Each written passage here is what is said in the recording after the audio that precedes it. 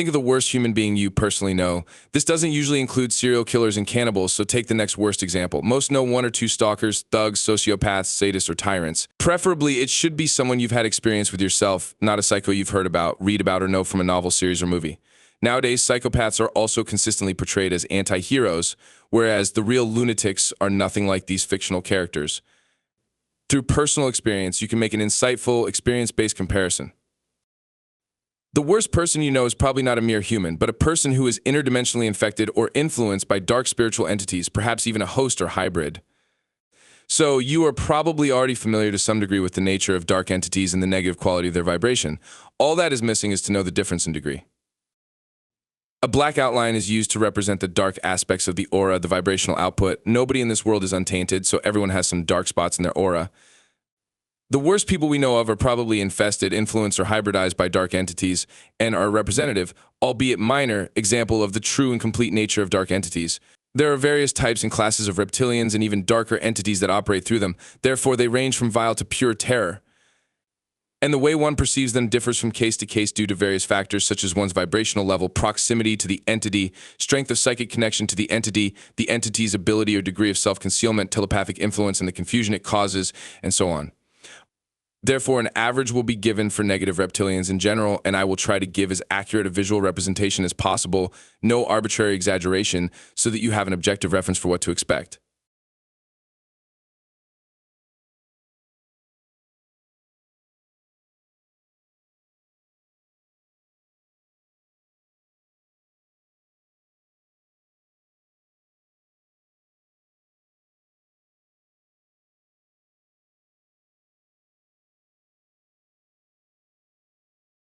This is the median score of an average reptilian.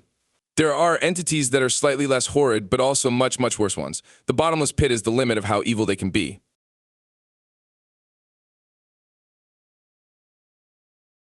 In 99.999% of cases, you will not perceive them fully exposed as seen in this image where they emanate massive amounts of darkness, evil, and death as they go to extreme lengths to energetically conceal their true essence. An ability that makes them extremely dangerous as those exposed to this energetic deception are unaware of the true nature of the entity, allowing it to get closer than they ever would if they could perceive it for what it really is.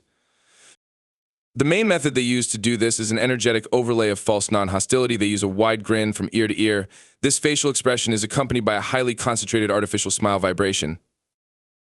Smiling is a powerful and multi-layered social signal that plays a crucial role in human interactions. It conveys friendliness, submissiveness, or non-aggression. It signals approachability, warmth, and a willingness to engage in social interactions. For this reason, people who smile are often perceived as more likable, trustworthy, and cooperative. Smiling communicates mutual understanding and shared intentions and promotes unity. It is associated with happiness, joy, or amusement. Smiling, like yawning, can have a contagious effect and evoke a similar emotional response in the observer. People are more likely to be persuaded by someone who smiles.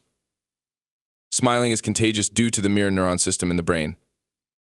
When we see someone smiling, neurons in our brain react as if we were smiling ourselves. This mirror effect can trigger similar emotions in the observer, making them feel happier or more at ease. Smiling has been shown to reduce perceived stress levels. It can act as a natural buffer against stressful situations. It is the perfect weapon for a deceptive predator. Their smile and their smile vibration cause a sense of security and confidence in the target, causing them to lower their defenses and become more open to manipulation and deception. A feeling of calm, contentment, or even euphoria in the target. An artificial sense of happiness or well-being that blinds the target to the entity's true negative intentions. The false smile exploits the brain's tendency to mirror and respond to positive stimuli. It creates cognitive dissonance by evoking positive emotions in an otherwise dangerous or unsettling situation. The target may sense that something is wrong, but at the same time feels inexplicably good. This confusion may prevent the person from taking the necessary action to protect themselves as their mind is receiving conflicting signals. That is an inner warning, but a superficial feeling of comfort and ease. A smile can trigger a mirror effect in the target, making them more likely to smile back or feel positive emotions. This deepens the emotional manipulation and creates a feedback loop in which the target feels compelled to trust or cooperate with the entity. Smiling reduces stress and anxiety and lowers cortisol levels. It suppresses the target's natural fear response. The smile vibration can make the target dependent on the pleasant feelings generated. Over time, the target may seek out this positive vibration and unwittingly allow the malevolent entity more access to their mind and energy. This can lead to a psychic form of addiction where the target becomes emotionally dependent on the false sense of happiness or peace that the entity provides, even if it is ultimately harmful. All of this is essentially known as demonic charm. It is not a natural charm at all, but a highly evolved method of pure deception and malice. Do what you can to psychologically and emotionally neutralize the demonic charming smile, because behind it hides pure evil.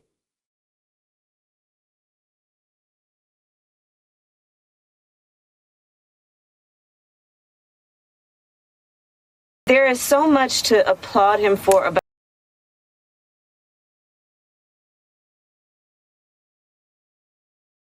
And we have to remember, yes, it was about Bloody Sunday, and you and I and others were there. That was my last big event before the pandemic, was to be there with John.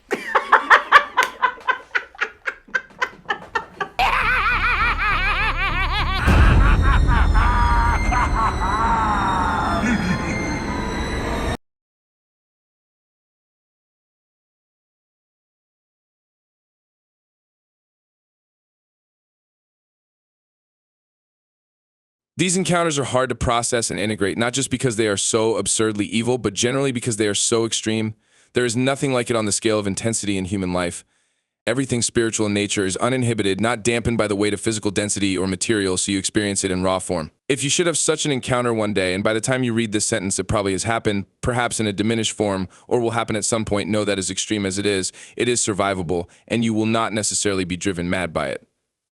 And this is necessary to mention because some of them, remember the above, is only a medium value. They emanate pure evil and concentrated death, and their auric field is so large that it will completely absorb you into it, and when that happens, you will feel surrounded by pure death as if you were standing under a pile of rotting corpses.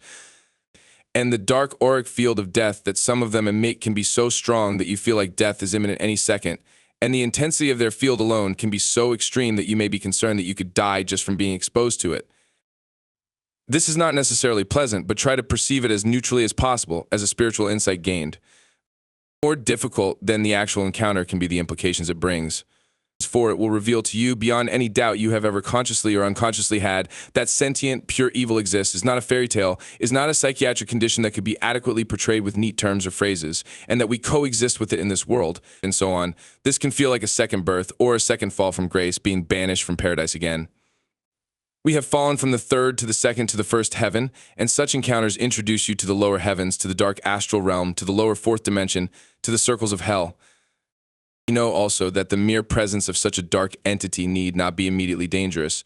Remain calmly in the position of a neutral observer, and do not engage or communicate with it. It may try to make a connection, which could be seen as a form of permission for the entity. Interaction between dimensions is subject to rules. Remain observant and in a passive defensive posture by resolutely rejecting and resisting any advances by the entity, and mentally and energetically bluntly but determinedly push back. You can also simply leave the room or location you are in, as they usually only manifest briefly and travel slowly. If you cannot leave the room and the entity mentally invades you, focus intensely on the ocean. See, hear, smell, feel, and sense the water, the waves. This breaks the psychic link. This is a very effective method.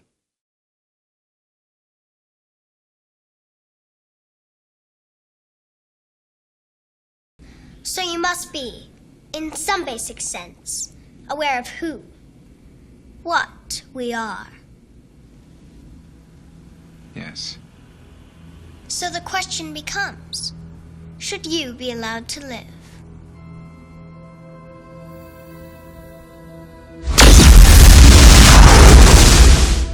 You're suddenly thinking of an ocean.